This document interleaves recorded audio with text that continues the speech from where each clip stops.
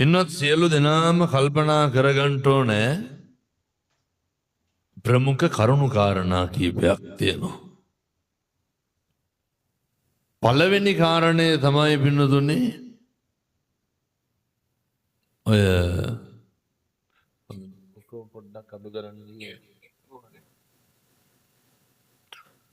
බණහඬ වෙලා ඉන්න සියලු දෙනාම කල්පනා කරන්න ඕනේ අද මෙතන පූජාව තියෙන කොටත් පන්සිල් ගන්න ඇති මම පන්සිල් ගන්න කියන කොටත් නමස්කාරය කිව්වා බුදුන් වඳින කොටත් නමස්කාරය කිව්වා ඔය කාටද මතක එහෙම නමස්කාරය කිව්වා කියලා ඔය මින් මනත ජීවිතේ පුරුදු වෙන්න ඕන මේ තරුණ ළමයි වැඩිහිටි සියලු දෙනාම නමස්කාරය කියන තැන ඉඳන් හොඳ සිහියෙන් කියන්න. එහෙම මෙලෝ සිහියක් තියනවද කියනකොට දැන් කාටද මතක මෙතන තතියම්පි ධම්මං සරණං ගච්ඡාමි කියලා කිව්වද නැද්ද කියලා? එහෙම නිච්චයන්නේ මොකද මෙහෙම දේශනා කරන්න හේතුව මේ සංසාරේ කවදනම් පින්නතුණි අය අපි බුදුහාමුදුරුවන්ට නමස්කාර කරන්න හම්බෙන්නේ නැහැ. හම්බෙච්ච අවස්ථාවෙන් මොකද කරන්න ඕන? මේක බොහොම හොඳ සිහියෙන් කියන්න. නමස්කාරය කරනකොට මොකද්ද මතක් වෙන්න ඕන? මගේ බුදුහාමුදුරුවන්ට නමස්කාර වේවා කියලා මේවා මේ හිතට දැනෙන්න ඕනේ. මෙහෙම කියන්නත් හේතුවක් තියෙනවා. අපි කොයි වෙලේ කොයි මොහොතේ මේවා හරි අවිනිශ්චිත ජීවිතනේ. රහලා තියෙනෝ නේද? චින්තිතම්පි භවති චින්තිතම්පි විනස්සති. අද ගාල්ලේ ජූල්ගහ පන්සලේ මම මෙහෙ වඩිනවා කියලා දැනගෙන මට කිව්වා 4ට බණක් කියලා දෙන්න බෑද? මං කිව්වා 3ට කියන්න. වෙනදුනේ මුළු කරාපිටියක් බලාගෙන හිටියා මොකේද? මම එනකම්. දැන් දවස් 4කට කලිනුත් කොල්ල පෝස්ටර් ගහනවා මට ෆොටෝ එවලා තිබ්බ පාන්දර. බැනර් කටවුට් වලට ලොකු වියදමක් කරලා. ඊයර පන්සලේ හට් ගැව්වා. බණහන් දෙන කට්ටියට කේටරින් සර්විස් වලින් පුටු ගෙනාවා. අද පාන්දර 3ට පන්සලේ නායක හරව අපවත් වුණා. තුන් හිතකින්වත් තියෙන්න අද යන්න හිටියේ පන්සලේ බණට මං දැන් තව ටිකින් මේ මල ගෙදර යනවා. මම කීයටවත් හිතුවද මේ බණට යන්න තිබ්බ තන හාමුදුරුවන්ගේ දේහය බලන්න වෙයි කියලා? කවුද හිතුවේ ධර්මාසනයේ ගහපු තන හාමුදුරුවන්ගේ මිනිය තියන්න වෙයි කියලා? කවුද හිතුවේ බණ අහන්න එන මිනිස්සුන්ට ගෙනාපු හට් එකේ හාමුදුරුවන්ගේ ආදාහනට ගන්න වෙයි කියලා? මේ තුන් හිතකින්වත් හිතනේවද මේක වෙන්නේ? මතක තියාගන්න. මේ ලෝකේ කවදාවත් අපි හිතන දේ වෙන්නේ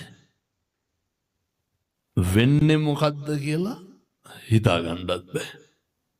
එහෙනම් මොකද කරන්න ඕනේ?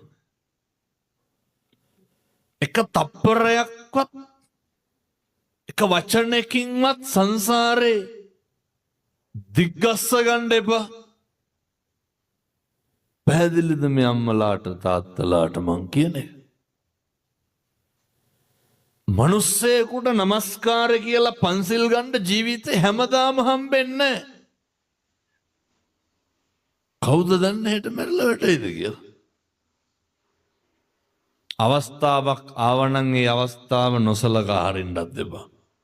දැන් මම මේ මහා ලොකු දෙයක් නෙමෙයි මේ කියන්නේ. මං කියන්නේ නමස්කාරය කියනකොට මේ අපේ තරුණ මහත්තුරුන්ට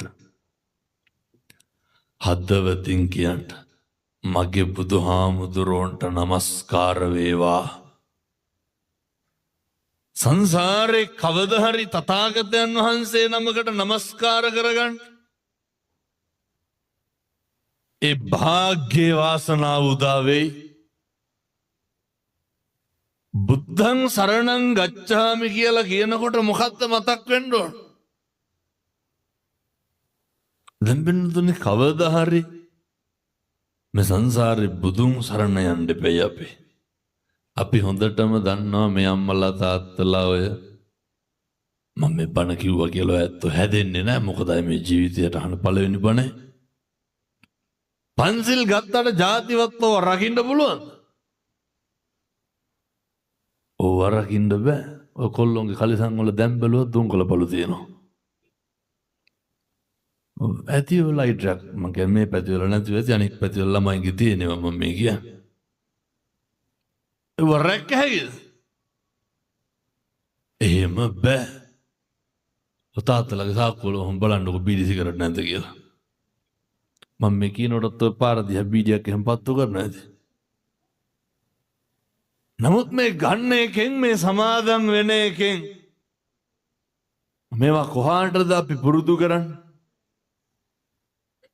කොහාටද පුහුණු කරන්නේ? පින්නතුනේ මේ පුරුදු කරන්නේ සංසාරෙට. මම බුදුන් සරණ යමි.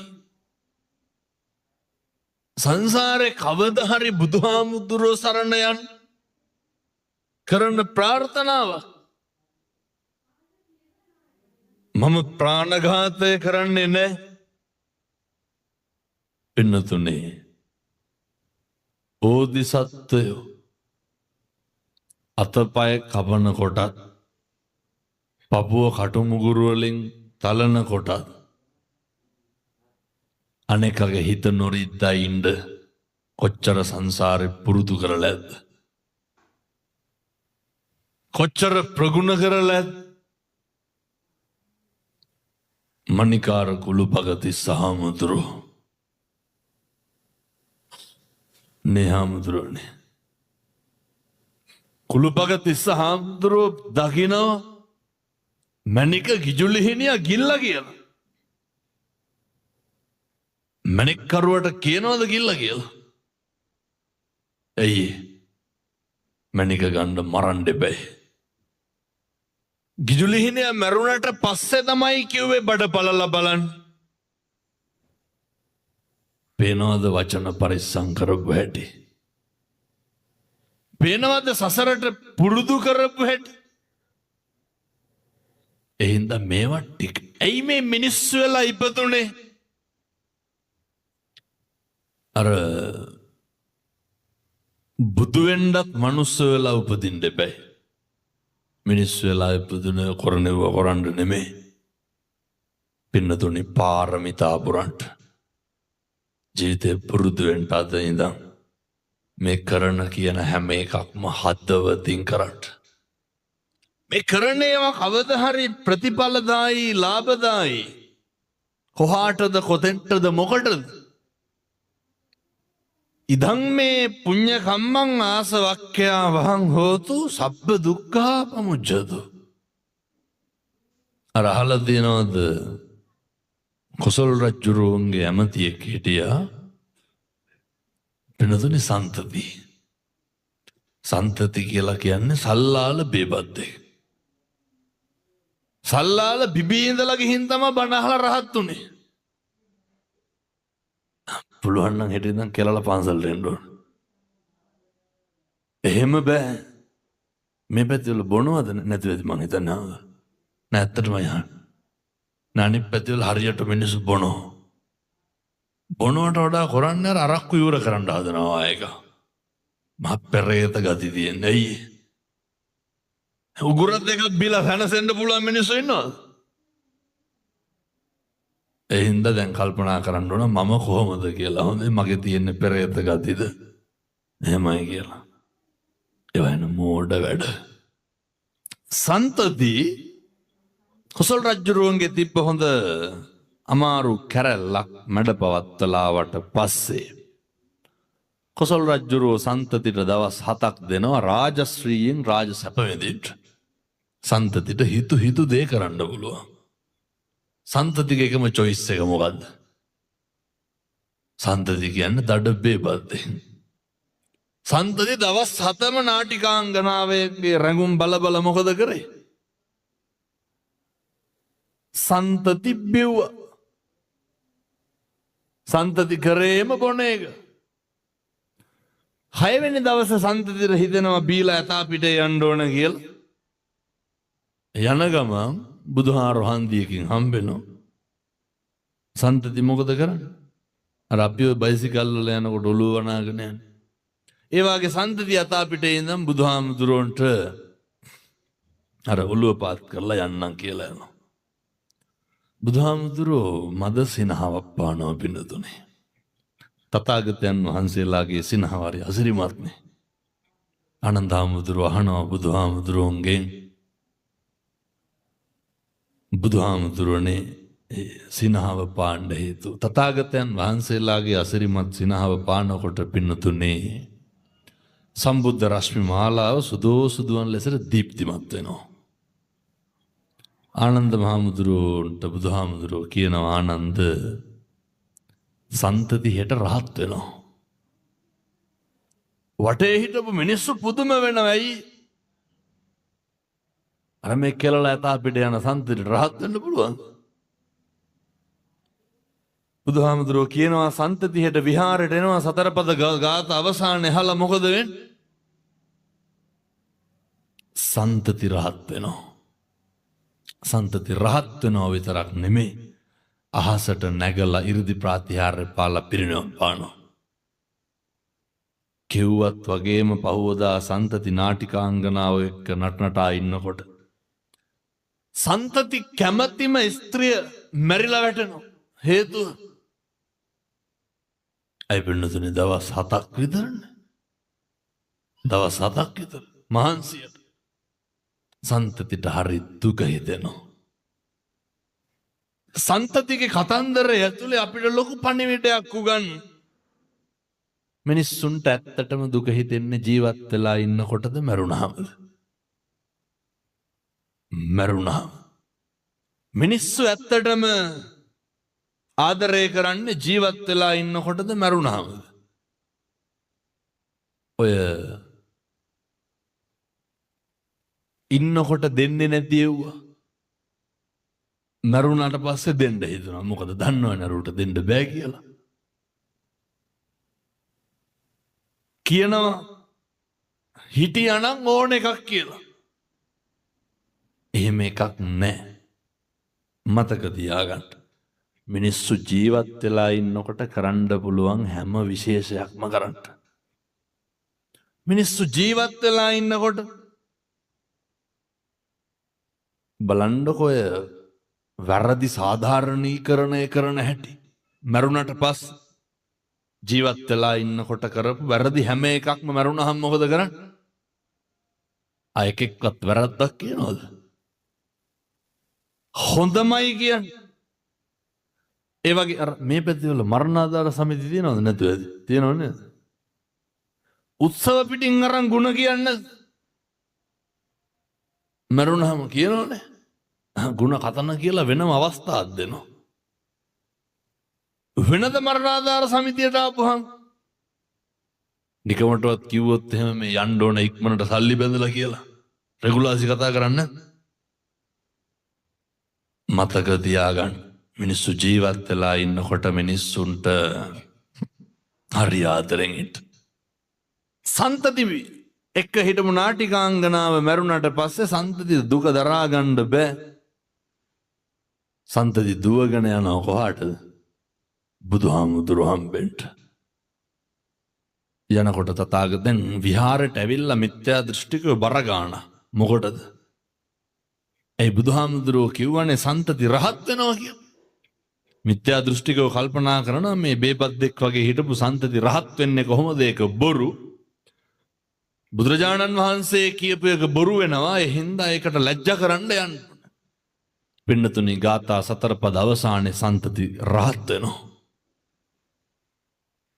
රහත් වෙලා සන්තති අහසට පැන නැගලා සේරටම මේ විස්තරය කියලා ප්‍රකාශ කරලා සන්තති පිරිනිවන් පානවා. මොකද්ද සන්තති අහසට නැගලා කියන හේතුව? එහෙම රහත් වෙන්න කොහොමද නිකන් එහෙම සැකයක්වත් හිතෙන්නේ නැද්ද? ඔය බිබී ඉන්නකොට රහත් වෙන්න. පිළිතුර මේ සංසාරේ කරපුවා පුරුදු කරපු. ඒකයි කියන්නේ දැන් ඔය ලැබුණු අවස්ථාවේ පුරුදු කරන්න කවදා හරි මේ වගේ ප්‍රතිඵල දෙනවා. ඔයයන්ට මේව කිව්වට තේරෙන්නේ නැහැ නේ පින්නතුනේ. ඔය දැන් මේ අම්මලා තාත්තලා හිතාගෙන ඉන්නේ කවදනම් මේ සංසාරේ ඔහම ඉඳගෙන බණ අහන්න හම්බෙයිද?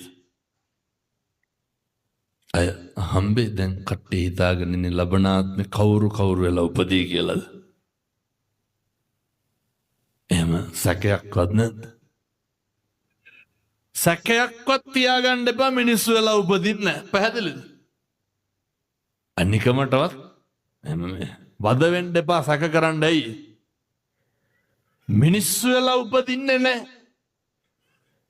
හේතුව මිනිස්සු වෙලා උපදින එක අතිශය දුර්ලභයි.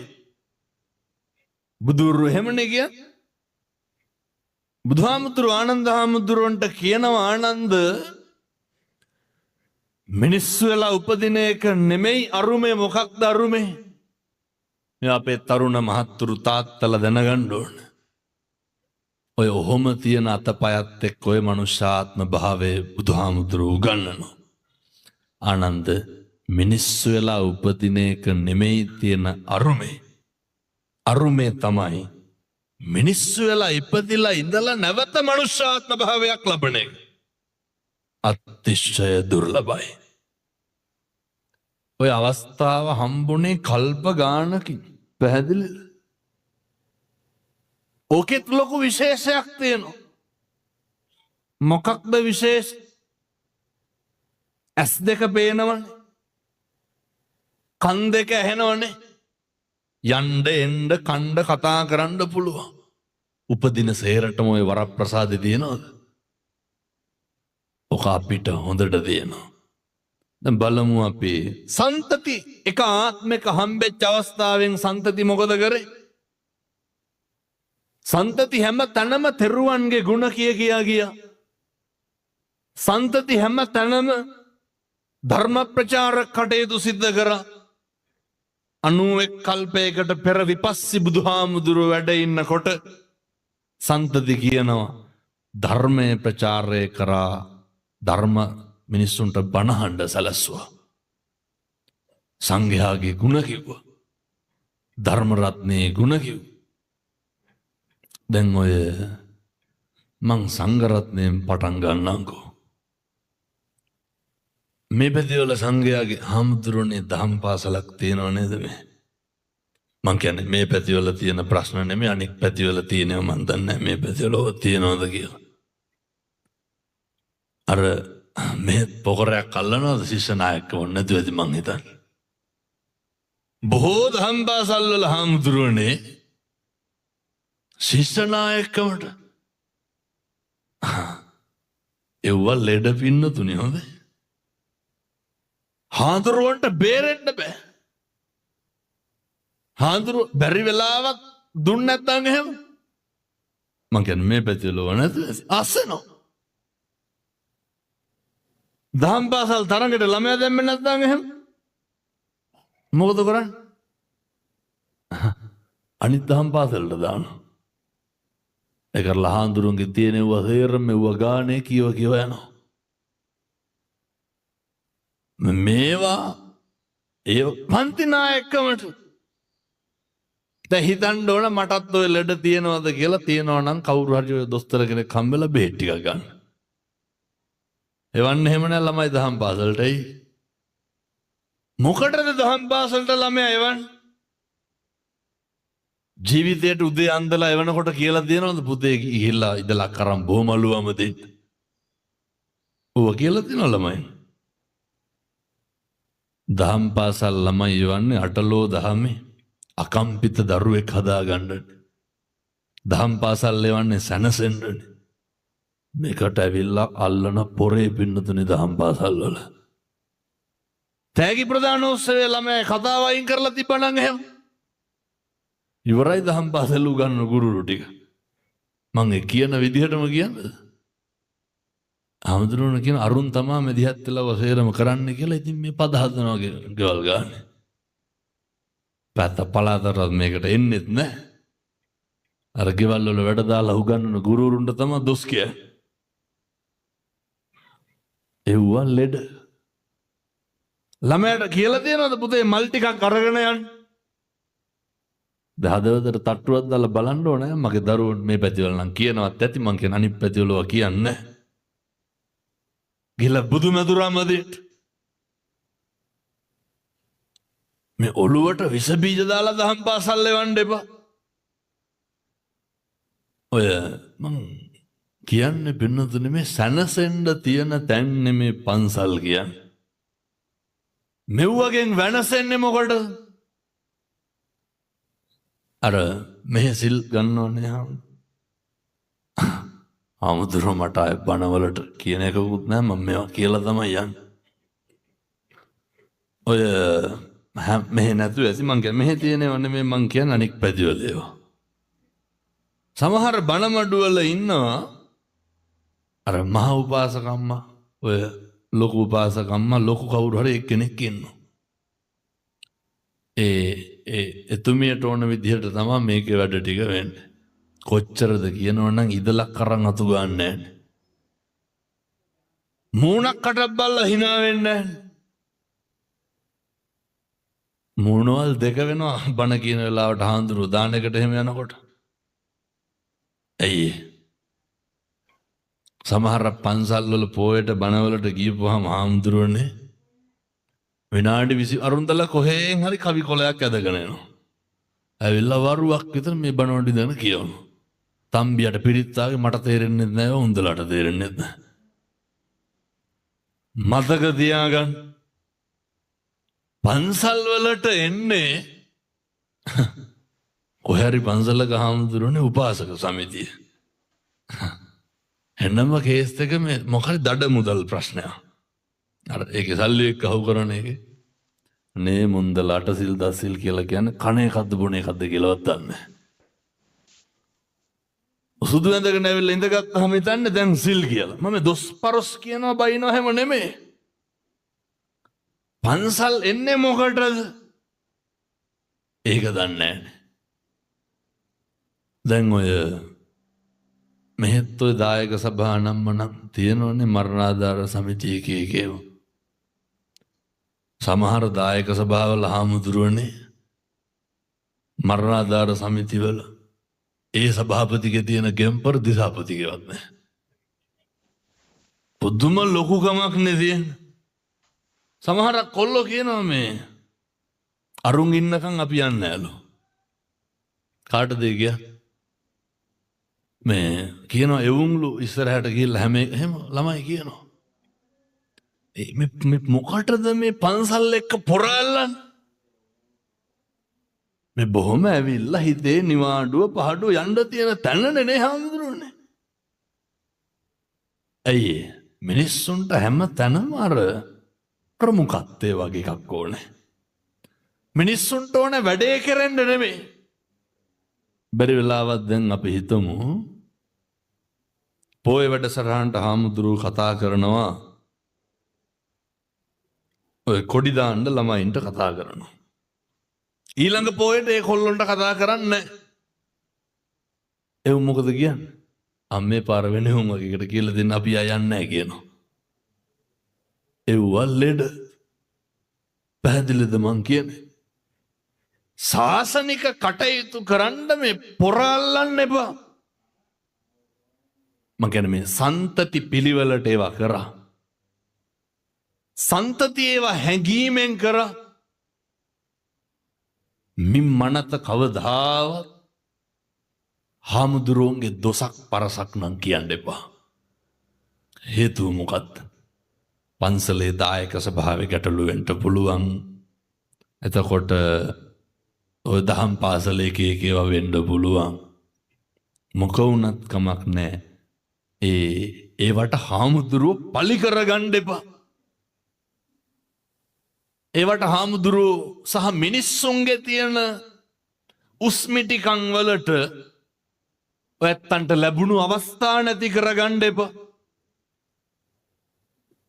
දරුව දහම් පාසල් තරඟවලට දැම්මේ නැහැ කියලා ඇවිල්ලා බෝධින් වහන්සේ අමදින්න ප්‍රශ්නයක් තියෙනවා. බෝධිය මොකක්ද කිරුවේ නැහැ. බුදුහාමුදුරුවන් ගැටලුවක් තියෙනවා. ඒ හින්දා පින්නතුනේ මතක තියාගන්න. ඔය මහා සංඝරත්නයක කටයුතු කරනකොට හරි පරිස්සමට අපේ හාමුදුරුවනේ අර ඉන්දියානු කියමනක් තියෙනවා.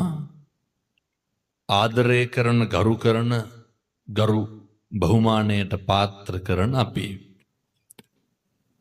බොහොම ගෞරවයෙන් ඉන්න උදවිය ඇසුරු කරනකොට කොහොමද ඇසුරු කරන්න කියන්නේ?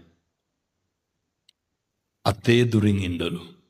හේතුව සමහර මිනිස්සු කියනවා මේ අර කලින් හිටපු හාමුදුරුවෝ නම් හොඳයි අපි යන්නේ දැන් ඉන්න එක්කන වැඩි හොඳ නෑලු. ඇයි කියලා අහනකොට ඉස්සර නම් අපි ගිහපුවාම වෝකින් වරුවකට එන්නේ නැහැ තියෙන වසේරම හාමුදුරුවෝ ඇදලා දෙනවා අපිට කන්න. මේ පැතිවල එහෙම නැතුව මං කියන්නේ මේ කණ්ඩම එන පිරිසක් ඉන්නවනේ. මේ පැතිවල ඔතනවද නැතුවද? ඔයත් hina වෙන විදිහට අනෙක් සේරම පැතිවලට වඩා මේ පැතිවල එක් කරනවා වගේ. එහෙම ඔතන්න එපා. බැලියකි කටිනි දවසට ලන්සිට් එක අතේ තියාගෙන ඔතන්න පිගන් ඕන්න. එහෙම ඔතන්න එපා. ලෙඩෙකුට මිනිස්සෙකුට බත් ටිකක් අරගෙන යන එක වෙනයි. මම දැක්ක දවසක් හාමුදුරුවනේ කටිනයක් කියවරලා පන්සලක ඔය මාසුයි කජුයි තව ඔය වගේ වුණා. කවුරු හරි ඔතලා අරන් යන්න බැරි වෙලා. ඔතලා විත්තියක්වත් නැතුව ඉන්නවා. කණ්ඩ කියනකොට කණ්ඩෙත් නැහැ. ඔයත්තන්ට මතක් වෙනේදී අපේ ගමේ ආවලාවයි කියලා. මතක තියාගන්න.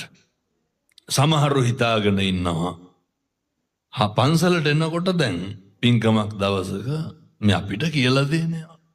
මම ගියා හාමුදුරුවෝ ගණන් ගත්තේවත් නැහැ.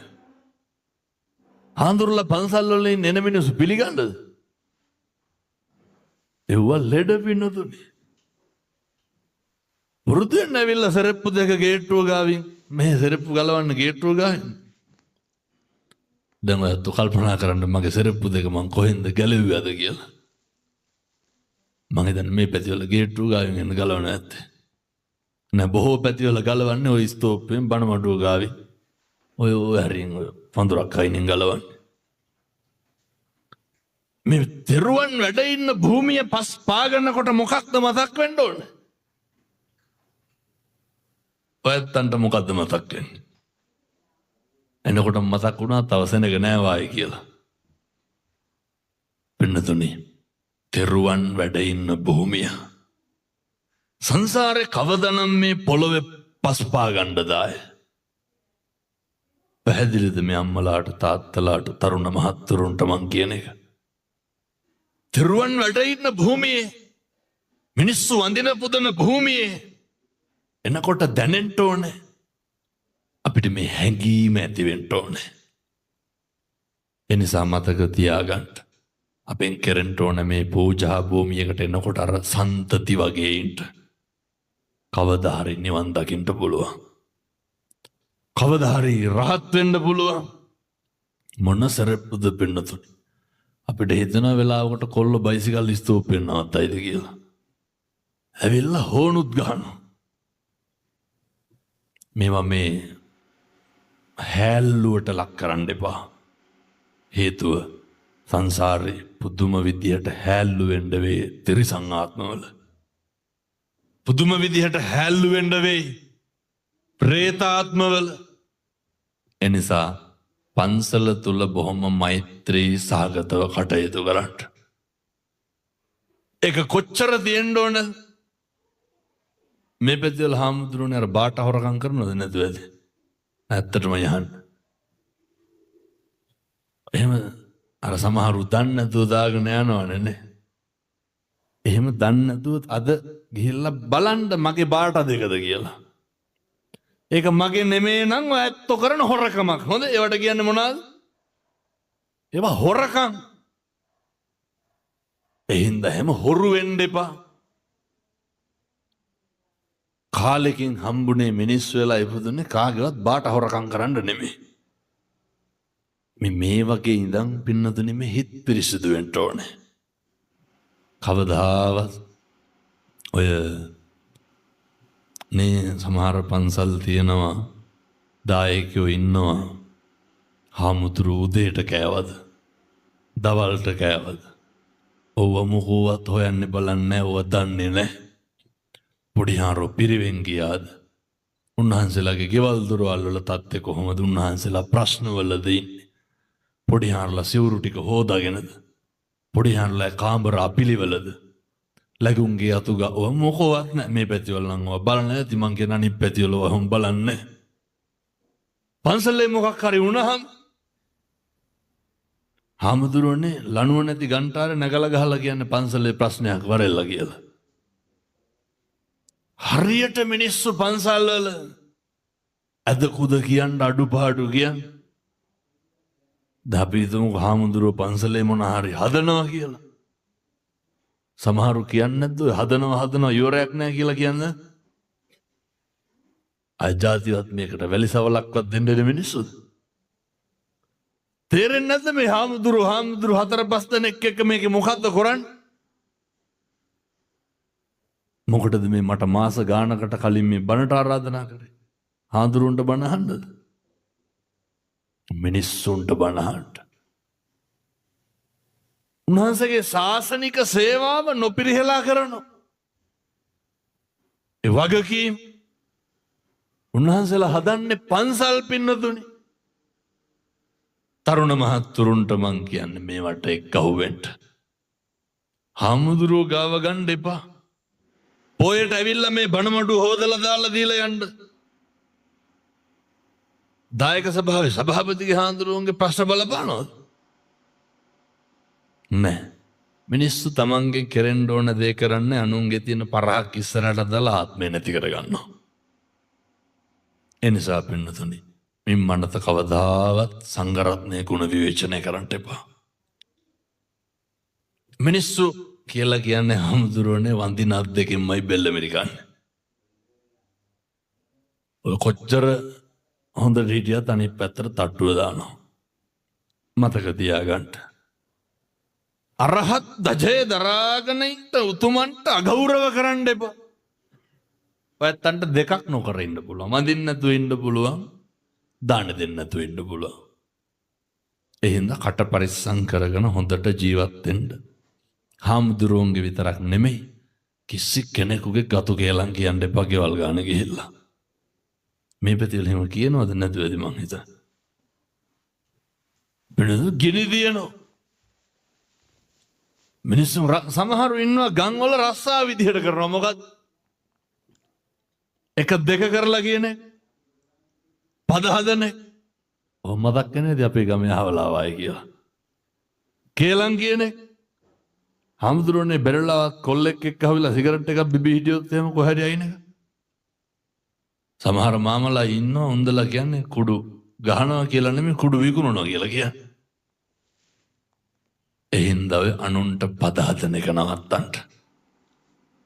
ධර්ම රත්නයට හොඳට ගරු කරන්න. මොකක්ද ධර්ම රත්නයට ගරු කරනවා කියන්නේ? ඔය බොරුවට බණ අහන්න එපා, වංචාවට බණ අහන්න එපා. ධර්මයට ගරු කරන්න.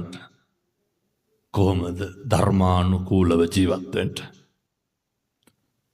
තථාගතයන් වහන්සේට ගරු කරන්න. කොහොමද? හොඳට බුද්ධවත කරන්න. බුද්ධවත හොඳට කරන්න. කොහොමද බුද්ධවත හොඳට කරන්න?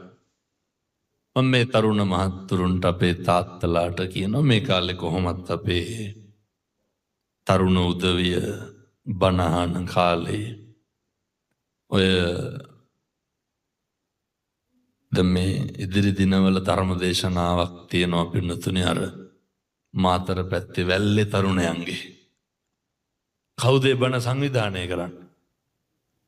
ඒ කොල්ලෝ. හාමුදුරුවනේ මේ මරෙන්ඩ ගියපු තැන්වල හාමුදුරුවෝ හින්දා ජීවත් වෙනවා කියලා කියන්නේ. අප්පිරිය වෙච්ච තැන්වල ජීවත් වෙන්නේ හාමුදුරුවෝ හින්දා කියලා කියන්නේ. සමහර තරුණයෝ මගේ රූප පපුවේ කොටාගෙන ඉන්නවා. ඇයි? හාමුදුරුවනේ දැන් බීඩියක් සිගරට් එකක්වත් බොන්නේ නැහැ. බලන්න. හාමුදුරුවනේ අම්මා තාත්තා පෙන්නන්න බැරුව හිටපු අපි. වෙනදා අනේක මොකක් හරි වචනයක් කිව්වොත් එහෙම ගහගන්න යන අපි. බනින්න යන අපි. දැන් හාමුදුරුවනේ මූණට ගැහුවත් අපි බිම් බලාගෙන ඉන්නේ. එහෙම හැදිලා. එහෙම හැදිලා. එනිසා මේ කාලය කොහොමත් තරුණ මහත්තුරු බණහන කාලයක් සහ තරුණයෝ හැදෙන කාලයක්. අම්මලා තාත්තලා කියනවා හාමුදුරුවනේ අපේ දරුවන්ට වෙච්ච දේ හිතා ගන්න බෑ. එච්චරටම ඇයි සබ්බ රතින් ධම්ම රතින් ජිනාති. ධර්මයේ රතිය පින්නතුනි දැනුණාම මේක තේරෙන්න ඕනේ නෑ. බුදුවරු කියන්නේ ඇයි සියලු රතීන්ට එහා උසස් ධර්ම රතිය කියලා. මේක ඇඟට වැදුනහම ඒක අර ඇබ්බැහි වෙනවා එකක් වෙනවා. සියලු පව් නොකර ඉන්න පුළුවන් පින්නතුනි.